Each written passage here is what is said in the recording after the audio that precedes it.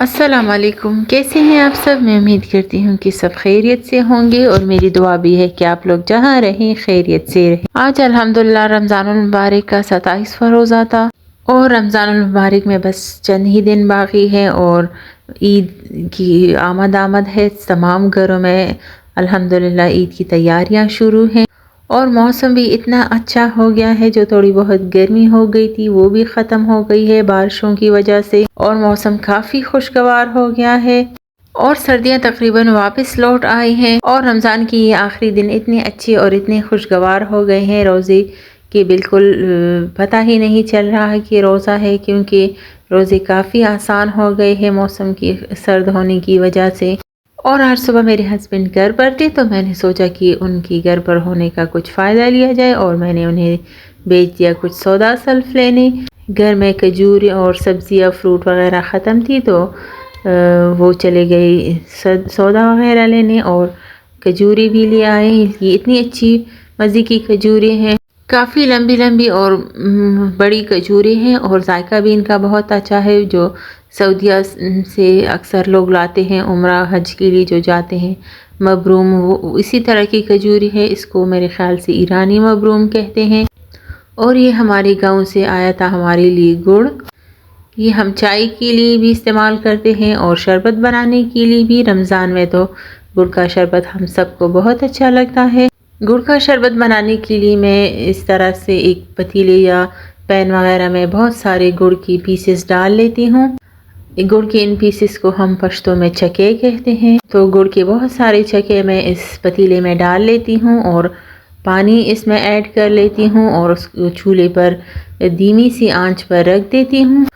और जब ये काफ़ी देर के बाद बॉयल हो जाता है हल्की हल्की आंच पर, तो कुछ मिनट के लिए कुछ वक्त के लिए मैं इसको बॉयल होने देती रहती हूँ और जब इस पर ऊपर झाग सा आ जाए तो फिर उसको हटा लेती हूँ और छान लेती हूँ और किसी बोतल में डाल लेती हूँ और फिर इसको हम गुड़ का शरबत बनाने के लिए इस्तेमाल करते हैं। बस इसी गाढ़े से शरबत में फिर हम ठंडा पानी और लेमन जूस ऐड कर लेते हैं और गुड़ का मज़ेदार शरबत तैयार हो जाता है। और ये गाढ़ा शरबत फ्रिज में ख़राब नहीं होता, आप इसको बहुत सारे दिनों के तक इस्तेमाल कर सकते हैं। बस इसको ठंडे पानी में थोड़ा सा गाढ़ा शरबत गुड़ का डालें और लेमन जूस और चाहे तो पुदीने की चंद पत्ती भी ऐड कर ले और बहुत मज़ेदार गुड़ का शरबत तैयार हो जाता है। ये बहुत आसानी के साथ भी बनता है और सेहत के लिए भी काफ़ी अच्छा होता है।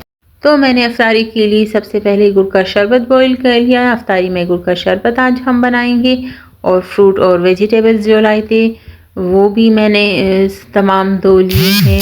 स्ट्रॉबेरीज तो आजकल बहुत अच्छे ताज़ा आए हुए हैं, लेकिन इनको आपने पहले पानी में कुछ देर के लिए भिगो कर रखना है ताकि इस पर जो स्प्रे केमिकल वगैरह का स्प्रे हुआ होता है वो साफ़ हो जाए। क्योंकि इस तरह के फ्रूट्स को कीड़ों वगैरह से बचाने के लिए इन पर बहुत ज़्यादा केमिकल्स का स्प्रे किया जाता है, इसलिए इनको एक तो अच्छी तरह से धो लिया करें और इनको कुछ देर के लिए इसी तरह पानी में छोड़ दिया करें ताकि ये बिल्कुल साफ़ हो जाए, तभी इनको इस्तेमाल करें। हमारे गांव के करीब स्ट्रॉबेरीज़ के बहुत सारे खेत हैं, वहाँ पर लोग बताते हैं कि इन पर बहुत ज़्यादा स्प्रे होता है क्योंकि ये बहुत नाजुक फल होता है और अगर इन पर स्प्रे ना किया जाए तो फिर कीड़ों वगैरह का ख़तरा रहता है, इसलिए इनको अच्छी तरह से धोकर इस्तेमाल करना चाहिए।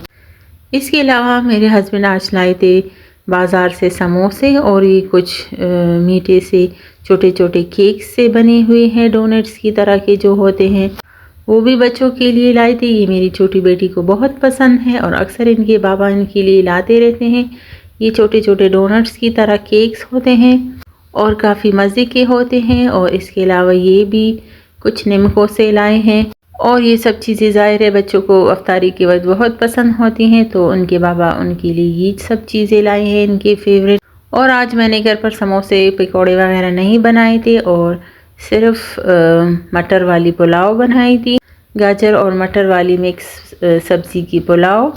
इसके लिए मैंने चावल भी पानी में भिगो कर रख दिया है और ये मटर मैंने फ्रीज़र से निकाला है, गाजरें हैं और खुश धनिया मैंने इसीलिए पीस कर रखा हुआ है, हरी मिर्चें हैं, प्याज काट लिया है मैंने पुलाव के लिए इसके अलावा आज हमारे घर पर बन रहा है चने का चाट। उसके लिए भी चना मैंने निकाल लिया है और कुछ चना मैंने बॉईल करने के लिए प्रेशर कुकर में भी रखा है। ये आज मैंने फिर इस्तेमाल नहीं किया, अगले दिन मैं इस्तेमाल करूँगी। आज जो चने का चाट था उसके लिए हमारे घर में चना पहले से बॉईल पड़ा था। और दूसरे प्रेशर कुकर में मैंने चिकन की वाइट हांडी तैयार होने के लिए रख दी है। ये भी मैं प्रेशर कुकर में बना लेती हूँ, बहुत जल्दी झटपट सी, बस सिर्फ 10 मिनट में बन जाती है। और इसके बाद मेरी बेटी बना रही थी सैंडविचेस, उसके लिए ब्रेड मंगवा लिया था उसने अपने बाबा से। बस बच्चों को जो जो चीज़ पसंद आती है या उन्हें इफ्तारी में खाने का दिल करता है, मैं तो अफ्तारी में बस वही चीज़ें बनाती हूँ, क्योंकि बच्चों की पसंद की चीज़ें होती हैं तो फिर वो शौक़ से खा लेते हैं। तो आज ये लोग सैंडविचेस बनाना चाहते हैं तो अपने लिए सैंडविचेस बना रहे हैं। और सैंडविचेस की फिलिंग के लिए इन्होंने पतली पतली गाजरें इस तरह से ग्रेट कर ली हैं, अंडा पेंट लिया है एक बड़ी सी खुली प्लेट में।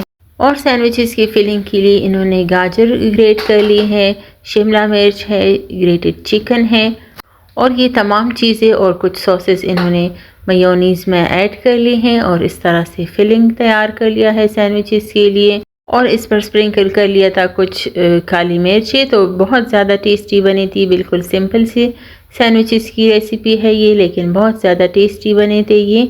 इनका फिलिंग भी काफ़ी टेस्टी था। और इस पूरे सैंडविच को इन्होंने अंडे में डिप कर लिया था और फिर तवे पर शैलो सा फ्राई कर लिया था।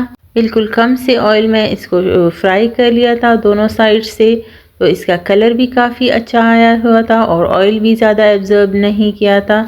क्योंकि सैंडविचेस को अगर ज़्यादा ऑयल में फ्राई कर ले तो फिर ब्रेड बहुत ज़्यादा ऑयल एब्जॉर्ब कर लेता है और फिर वो बिल्कुल भी अच्छा नहीं लगता। इस तरह फुल ब्रेड्स के सैंडविचेस तैयार करके फिर बीच में से कट कर लिया था और बहुत मज़े के सैंडविच तैयार हो गए थे। तो आज अफ्तारी में हमने ये सैंडविचेस भी बनाए थे। ये हमने पहली दफ़ा इस रमज़ान में अफ्तारी में बनाए हैं और अफ्तारी हमारा अल्हम्दुलिल्लाह रेडी है। और अल्हम्दुलिल्लाह अफ्तारी के वक्त दस्तरखान इतना ज़्यादा भर जाता है, कुछ हम चीज़ें बना लेते हैं, कुछ नेबर्स की तरफ से आ जाता है। और अगर हम बहुत कहे कि कुछ नहीं बनाएंगे, ज़्यादा चीज़ें नहीं बनाएंगे, फिर भी रमज़ान की बरकत की वजह से इतनी चीज़ें हो जाती हैं। और हमारा मज़ेदार गुड़ का शरबत भी रेडी है। मैंने इसमें बहुत सारे लेमन ऐड कर लिए थे और ये भी बहुत मज़े का बना था। इस तरह गुड़ का शरबत आप ज़रूर ट्राई करें, ये बहुत ज़्यादा रिफ़्रेशिंग होता है और गर्मियों के मौसम में तो ये बहुत अच्छा रहता है। तो जी ये थी आज हमारी 27वीं अफ्तारी and that's all for today's video. I hope आपको ये अच्छी लगी होगी। अगर अच्छी लगी है तो प्लीज़ लाइक एंड शेयर करें और हमारे चैनल पर नए हैं तो चैनल को सब्सक्राइब कर लें। मैं फिर मिलती हूँ आपसे किसी और नई वीडियो में, तब तक के लिए अल्लाह हाफिज़।